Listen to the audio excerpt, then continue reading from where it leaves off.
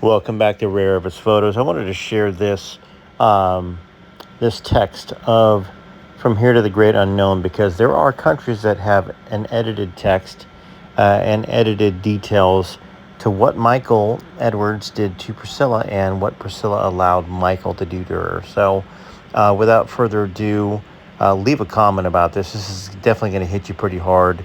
I want to know exactly what you think about it and whether he should be prosecuted, and possibly her. Her as in Priscilla. Of course, this is based upon the alleged mistreatment of Lisa by Michael, and Priscilla being fully aware of it. And I'm not happy to see that I was right on it. It certainly doesn't shed a good light on Priscilla for sure. I mean, it's the opposite. It's very, very damning, very, very telling. And I'm kind of surprised that Riley kept this in here. Because I don't think Priscilla wants it to be known. Make sure you hit your like, subscribe, all notifications if you haven't done that yet. And yeah, you're going to run into some commercials because it's YouTube, but just be patient. Normally you can skip them after 10, 15, 20 seconds and then get on to the rest of the story. So let's go ahead without any further ado. My mom was going to put me back in the Apple school, but I was so far behind in my studies. They told her I would need daily tutoring. So I just stayed at my mom's house with Edwards. But of course, I didn't want to be there either. I didn't really want to be anywhere. I don't know what I wanted. I probably just wanted my dad. I was putting up attitude constantly, blasting heavy metal on my record player all day. One night, my mom made dinner, and when I cut into the chicken, it wasn't cooked, so I said so. The next thing I know, Edwards flipped his plate so that it flew across the room and smashed into the wall. I threw my hands up as if to say, "What the F?" And at that, he jumped up and started screaming gibberish and ran out of the room. When he got back, he was holding the end of the cord that attached to my record player. He'd cut it off with scissors, and he was still yelling, "Your mother cooks and you just blast your effing rock and roll, your effing music, your rock and roll music." He was making no sense. Eventually, he yelled at me to get out. I was in shock. As I left the kitchen, I could hear them start to talk about me, trying to figure out what to do with me. I went looking for some. I had some hidden somewhere, but I couldn't remember where it was. Now, Lisa has to be somewhere around 14, 15, or 16 here. The next part that we're going to get into is the part that I've talked about for the last couple of years of what I felt happened. And certainly you're going to be very angry at Priscilla. I mean, right now you'd be angry at Priscilla that she allowed Lisa around Michael Edwards with this type of abusive behavior. Keep in mind, she had a choice. She always had a choice, but she chose Michael Edwards for a specific reason because he was dangerous. He was wild. He was a bad boy. He was no good. That's what she wanted Elvis to be. That's what she thought Elvis was going to be. But Elvis was not that way. Elvis was a gentleman. Elvis was sweet. He was kind. He was not that rock and roll rebel wild image that he portrayed on the stage. So let's get to the next section, and apologize. This is going to make you very upset. It's a bit sensitive material, so I'll do my best to get around some of the language. The first time Edwards came into my room in the middle of the night, kneeling, was years before. I think I was 10. I woke up to find him on his knees, next to my bed, running his finger up under the sheets. And if I moved, he stopped. So I moved. I was awake, but I was trying to be asleep. He said that he was going to teach me what was going to happen when I got older. He was putting his hand on my chest and saying, "A man's going to touch you here." Then he put his hand between and he said, "They're going to touch you here." I think he gently kissed me and then left that night. I told my mom in the car the next day, and I watched her slam her foot down on the gas. At home, I ran into my room, and she flew into her room and slammed the door. Eventually, she called me in and said that Edwards wanted to apologize. Edwards was sitting on the bed, looking very sullen and sulky. He said, "I'm so sorry, but in Europe, that's how they teach the kids." So that's what I was doing. I didn't know what to say. I would always feel bad for him when he apologized. Eventually, it became that he would touch me and telling me not to look. "Don't look at me," he'd say. "Don't turn your head." I assume he wouldn't be mad at me. He did it very calmly, just sitting in a chair, whacking be black, blue, orange, and green. It was the same drill every time. He'd come into my room and do what he did. Once I showed my mom, my said, "Well, what did you do to cause that?" As if he had just given me from his behavior. All right, we're going to talk about this, okay? Before we read the next sections. And this is something I know the majority of you that are on this channel are going to agree with me on. And some of y'all that defended Priscilla before that are watching this now, maybe you don't realize that this channel is, I don't want to say anti-Priscilla. It's more what we think is pro-truth. I don't want to ever think I'm anti-anybody. I would love for Priscilla to have been an innocent, demure young girl, that was in love with Elvis and Elvis was in love with her, and their love got them through any struggles and stuff. But what we're talking right now is we're talking about Lisa. We're talking about Priscilla's parenting of Lisa and what a parent is supposed to do, which is protect their child, nurture them, grow them up with love. Yes, discipline is needed sometimes. Doesn't have to be physical discipline. It can just be discipline. In this scenario, what we're seeing here is we're seeing a mother that is allowing her daughter to be the words are there, abused. There's many different words for this. She's also allowing her daughter to be harmed, because this is not something that happened once. It happened over and over again, and it's not like she wasn't aware. She was aware, and she would just say, "Michael, you apologize to Lisa." And then Michael would do it again. And who knows what sort of satisfaction or not satisfaction Priscilla would have gotten out of all this. I don't know. She's not going to answer to this. And if she does answer to this, she's going to say, "I wasn't aware," and that's not going to hold any weight. Or, "I broke up with him afterwards." No, you didn't. Priscilla was with Michael Edwards from, I believe, 78 to 84. And, or maybe even earlier than that, 77 maybe, 76, I don't know. But regardless, she was with Michael Edwards well into Lisa Marie Presley's later teenage years. Right now we've just read from Lisa's own words. Now, here's the other thing. Riley said she wasn't going to change any of Lisa's words unless it was to give more context and meaning. I don't believe she changed anything in this section. I think that it happened exactly as it did, and it's very telling. And before we go on, we're going to read more about this as well. Some more shocking details about what went on here. But it's very telling that Riley left this in there. And do you really think that Priscilla is going to follow up? Well, here we go. Let's go ahead and get on with more of the story. So, each time that Lisa went to her mom after getting by Michael Edwards, Priscilla would go scream at him, and he'd say, "Oh," or "She was actually flirting with me." And then she would make him come in and apologize. I would feel bad and forgive him. That is the definition right there of not defending your child. It's happened more than once. In fact, prior to that, he put his hands on her top, between her legs, and her private parts.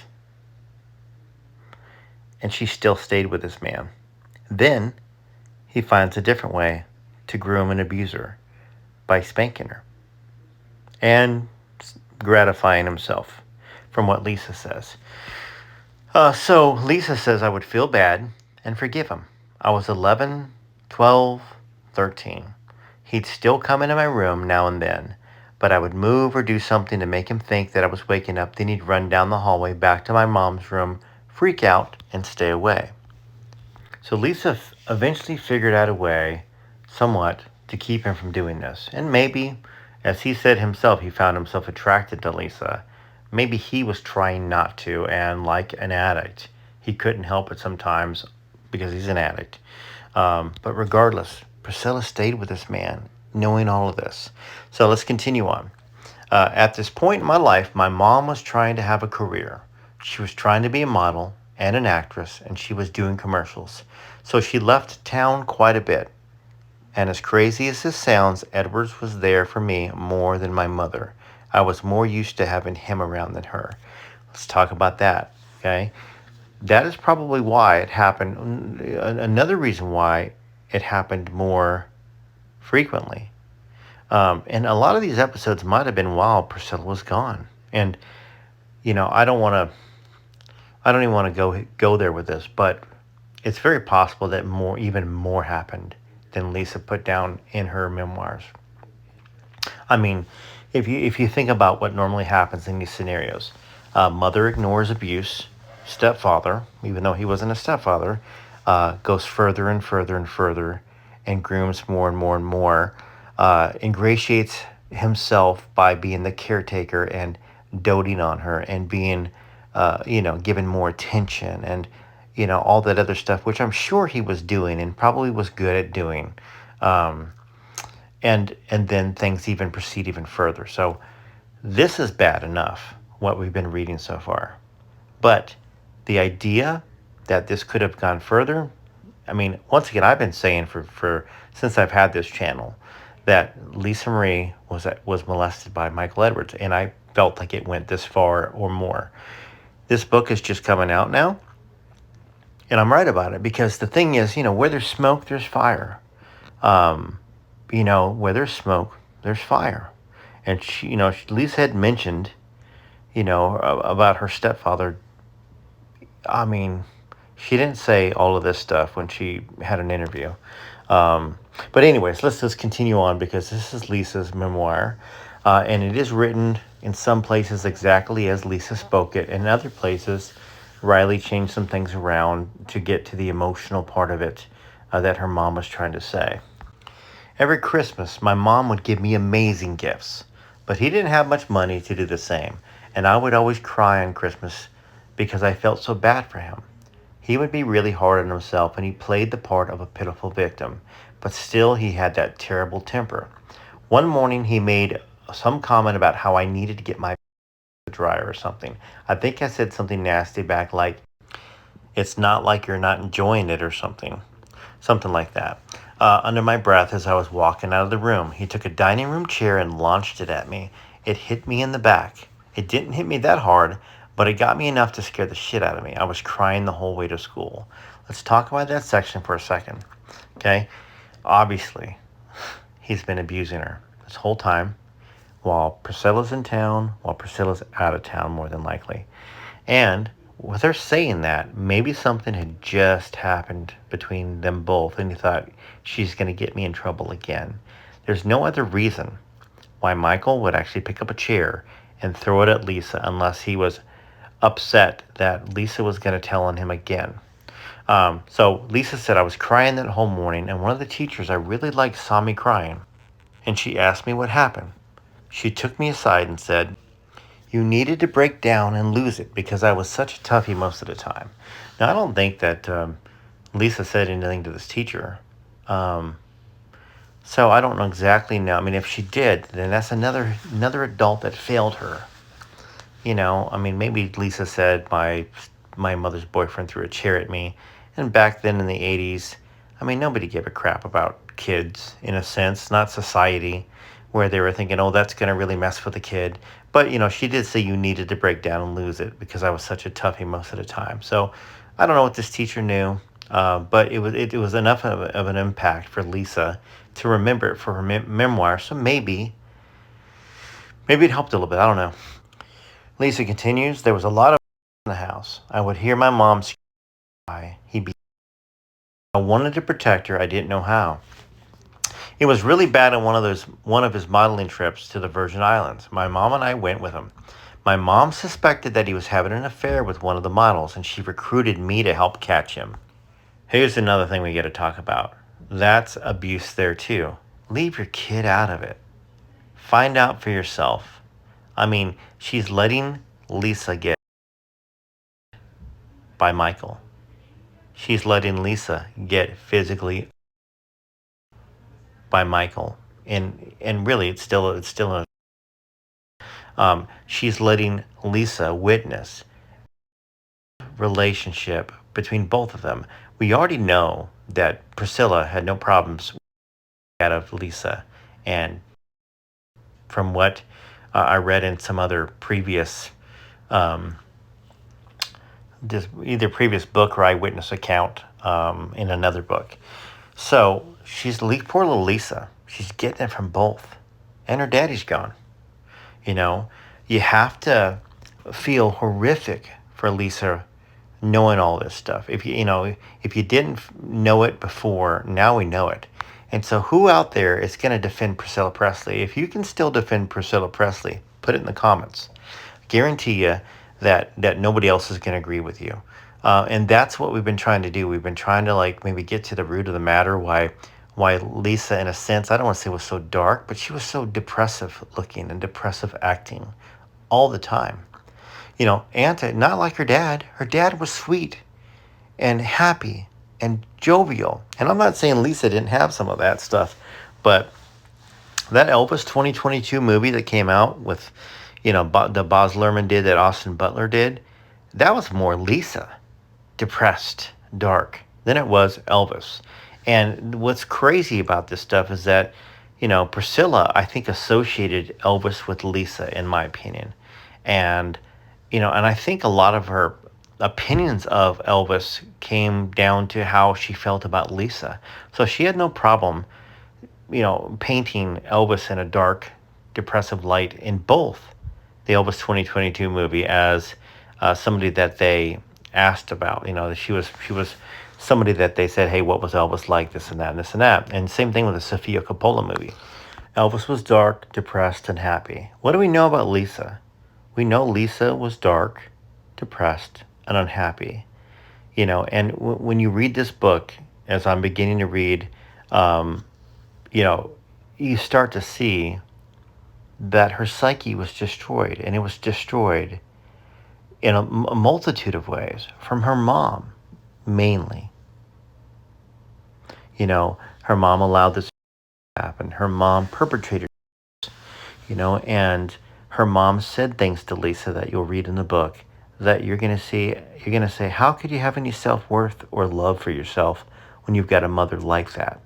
And of course, you can see when it talks about house, that Lisa at times tries to defend Priscilla and, paint Mike as a bad guy, which he was. But, what she didn't have the depth of understanding to understand, as far as I can see so far, is that her mother was her main abuser. That's my opinion. That's my opinion based upon Lisa's memoirs so far. And I want to know what you guys think too. This man that was the boyfriend of Priscilla Presley for 6 years, that was right after Elvis passed away. This man took advantage of the situation, and the woman who's supposed to be this strong, bright, intelligent woman, this phenomenal businesswoman, all this other stuff that she gets touted out to be, she went right along with it and allowed it to happen, and not just once, just over and over and over and over again in a multitude of ways. And I think we're going to read more about it throughout the book too. And I bet you there's more recordings on it. But, Riley wasn't going to put everything in the book. I can't imagine she would. Like I said, I'm very, very surprised this made it into the book. And props to Riley for doing that, because she didn't put herself on her grandma's good side at all. And I know people have been talking about Oprah on the Oprah show that she said she's going to be buried at Graceland. Well, maybe contractually she has to say that, because I don't know whether Oprah asked her. Probably asked her. That's Oprah. That being said, what Elvis fan wants Priscilla there now after this? If you want Priscilla at Graceland, put it in the comments. If you don't want Priscilla in Graceland, put it in the comments. We're going to go deeper and deeper on this subject and explore it a lot more, along with the rest of the book.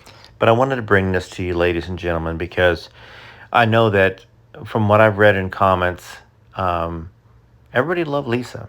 This was Elvis's little girl, and she was the defender of Elvis and the defender of Graceland. She's the one that went against her mom in the Sofia Coppola movie and said, please don't produce it. It makes my dad look horrible. And The person that should have been made look horrible is not Elvis. But agree with me or not, and let me know in the comments about that, it should have been Priscilla. The movie Priscilla should have been about Priscilla and her. Of course, Priscilla hasn't put out a statement. Michael did say that he did not abuse Lisa in that way. He put a statement out. What do you think about that? Leave me a comment on that. Rare Photos here.